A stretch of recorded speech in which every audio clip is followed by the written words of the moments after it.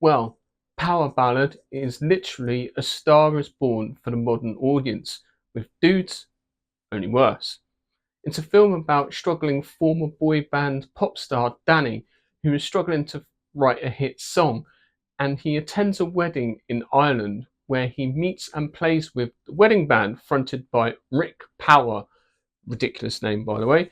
Together they build a friendship, and that night after being under the influence, they decide to hash out and write a few songs.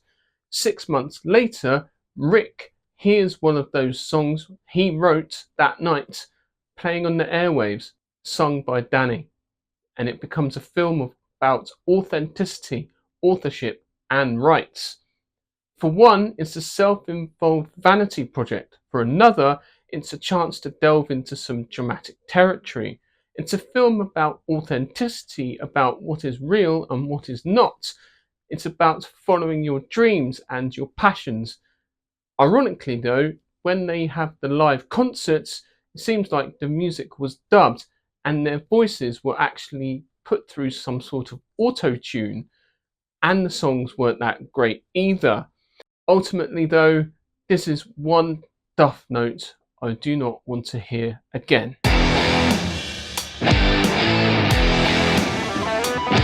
So the story of Power Ballad is broken in two. On one side, you have the struggling former boy band pop star Danny, who is now on his own going solo.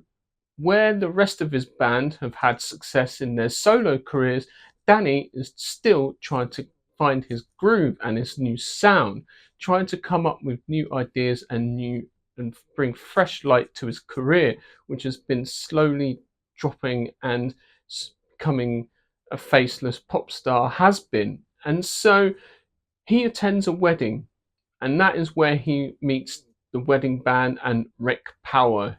And so that night at the wedding, Rick and Danny get drunk, have a good time.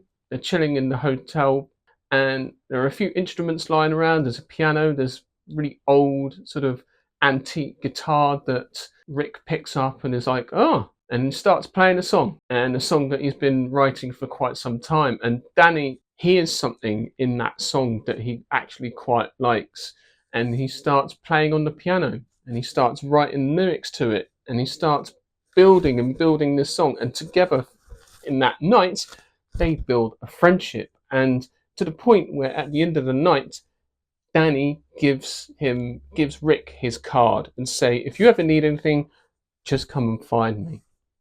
6 months down the line, Rick is still part of the wedding band, traveling from one gig to another, and is with his family, and he's in Ireland, and he's walking around the streets and in the shopping centres, and he hears the song he wrote that night with Danny. And so then it becomes a story about Rick getting what he deserved, like the rights to that song, the rights to authorship of that song, and the royalties that come with it. So the problem with this film is that it's literally a story about a pop star who can't write a hit song, where you have nothing that you can empathize with this character with, compared with A Star is Born character Jack. He basically is deteriorating in our very eyes on screen. He's losing his hearing. He's suffering from alcohol and addiction abuse. He is killing himself every time he goes up on stage, and you can see that deterioration going on throughout. And he has a lot of trauma. It's really tough when you watch a story like Power Ballad, where you have nothing to empathize with the main character.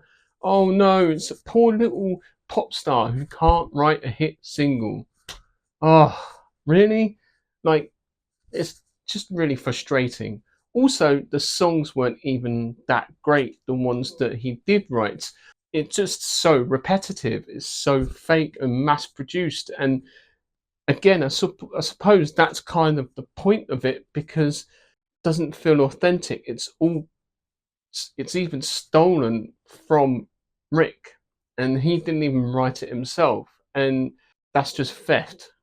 at the end of the day. And how can you latch onto a character who just literally steals a song from someone else and doesn't even acknowledge the fact that he did it? And it, yeah, it just seemed a bit messy, and there was nothing with that character.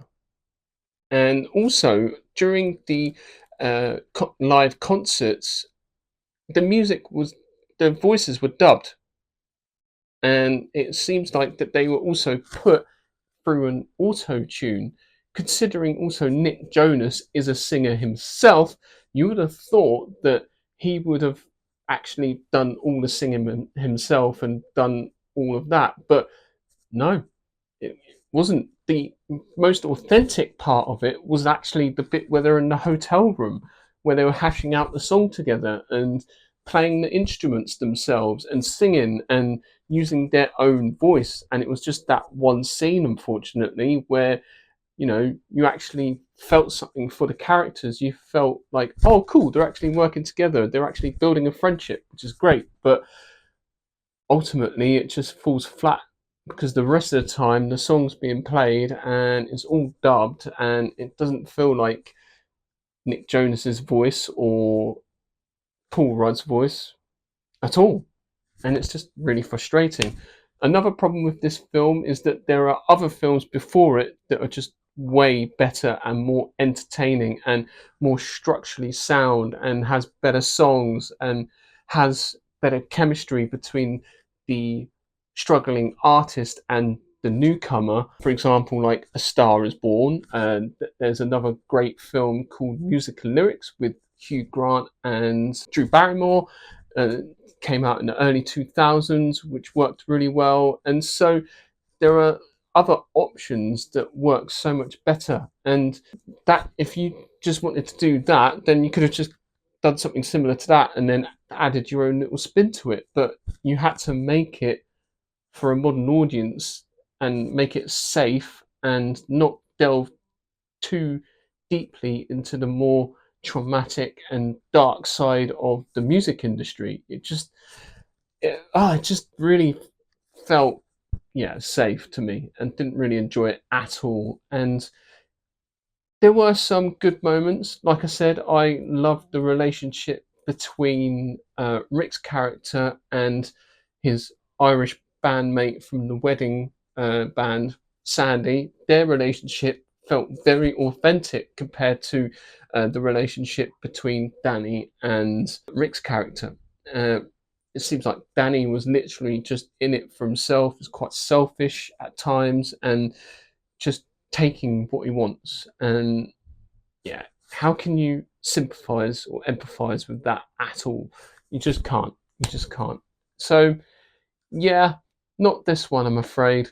This one's not particularly a great film, and you're better off watching Bradley Cooper's A Star Is Born or the Chris Christopherson and Barbara Streisand version of A Star Is Born, or Music and Lyrics. I mean, there's been, this story has been told since the dawn of time. That's been told countless times. So yeah, not the one, not the one. So thank you very much for watching. Please remember to like and subscribe to my channel. I shall see you in the next video.